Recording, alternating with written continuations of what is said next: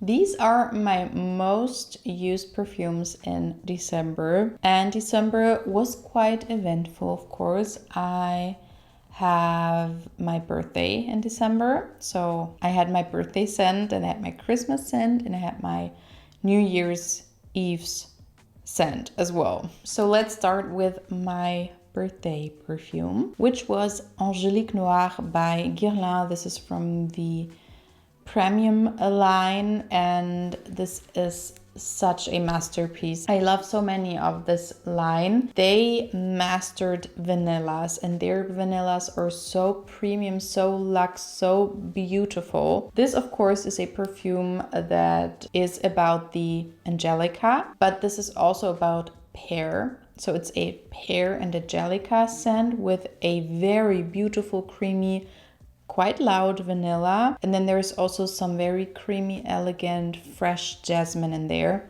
It's so beautiful, and although it's jasmine and not tuberose, it reminds me a little bit of the most luxurious bubblegum you can imagine. It does remind me a little bit of My Way from Armani. The Le Parfum version is what I have in my collection, what it reminds me of the most, but that one is very tuberose-like, but just like this feeling of this pink bubblegum, this very fun scent is what I get in here as well.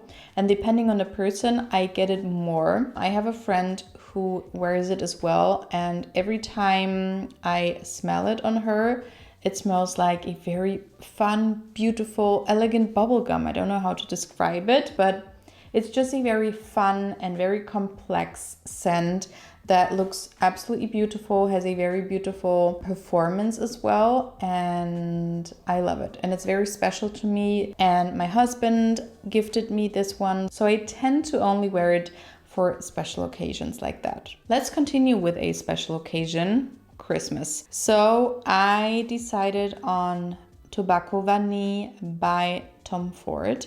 And this is a travel size, I think, and I love this. I told you I have the dossier version as well. That one on my skin, I tested them side by side 2 days in a row. The other one is a little bit more sharp and can be a little bit too much if you overspray. So both of them are very strong. This one is more suave, more soft, more creamy almost. I mean, it's a lot more expensive as well, so it should be, but it is, thankfully. I just don't know if I like it this year. Maybe it wasn't cold enough, but then again, it was very cold. I don't know. It leaned a little bit like on the headache side of things for me. It's very cozy. This is a Christmas scent to me. If you didn't watch the videos where I showed this over and over again, it smells like a Christmas market to me. There's dried fruits in here.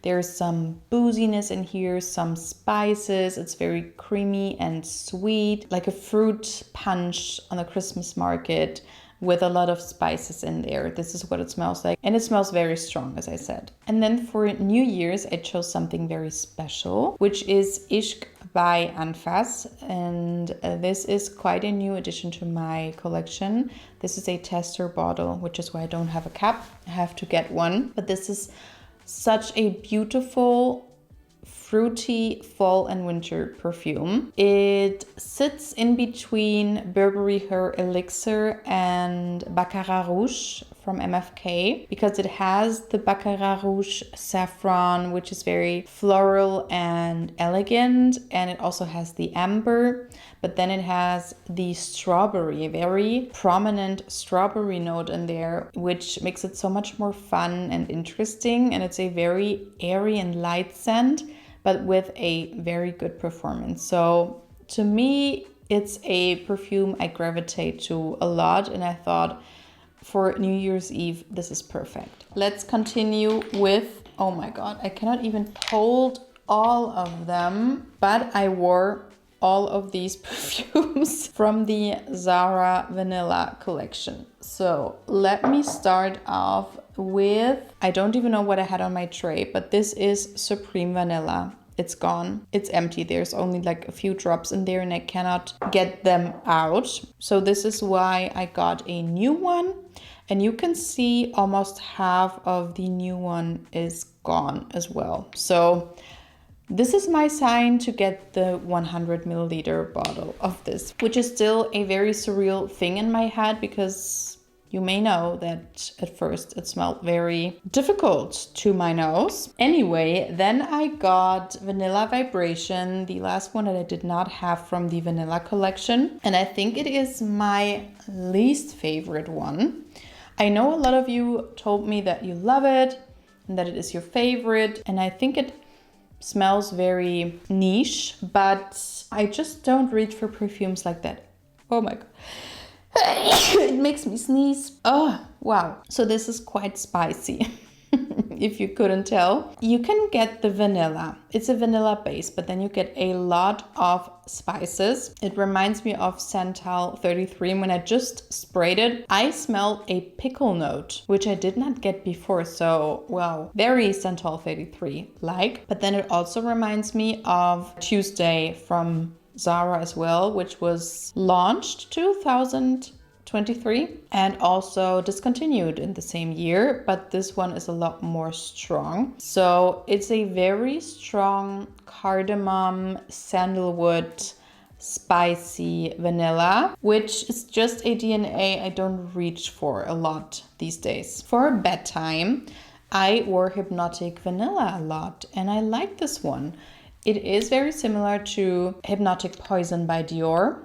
A lot more smooth and wearable in my opinion. It is a very almondy, fluffy, a little bit powdery vanilla perfume, but just so soft, so comforting. And to me, it's a perfect bed scent. But yeah, let's see if I wear it throughout the winter time on a day-to-day basis. And then of course, the last one in the collection is Starlight Vanilla. It looks like I did not wear it, but I swear to you, I wore it quite a lot and my husband loved it. I told you, I think it smells a lot like Myrrh and Tonka by Jo Malone, and he didn't get it at first. When I told him, he was like, oh yeah, right. So to him, it sits in between Myrrh and Tonka and like a very soapy perfume. There's one from Vioresi called Ton de Neige, and this is what it smells like to him. It sits right in between Ton de Neige and Myrrh and Tonka. So this is quite a powdery scent as well. It smells very fresh, very creamy, but then it has this depth from the myrrh or whatever is in here. I think there's lavender in here. I don't really get a lavender note, but let's say it's lavender. I think there's some myrrh in here as well.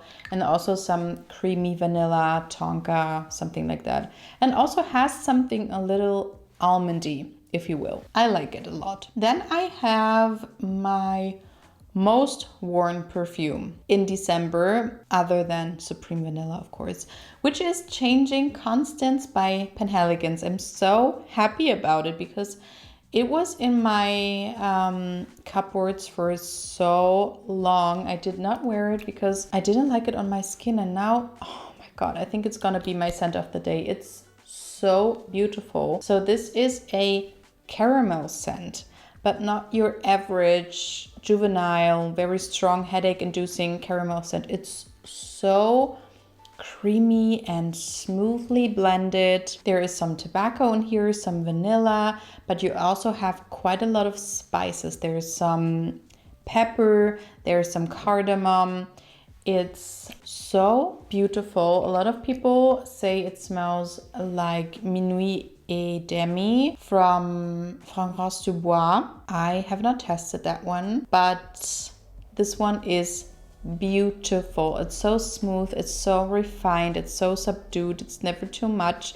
I love the bottles. The only thing is longevity is not the best for the price. And funnily enough, the next one is the contrast of all contrasts. This is Choco Musk by Rehab, which is one of the most inexpensive perfumes you can get right now with a very good performance. This is so beautiful. This I wore a lot as well, I have to say, and you cannot really see it, can you? Doesn't look like it. You don't need a lot of this.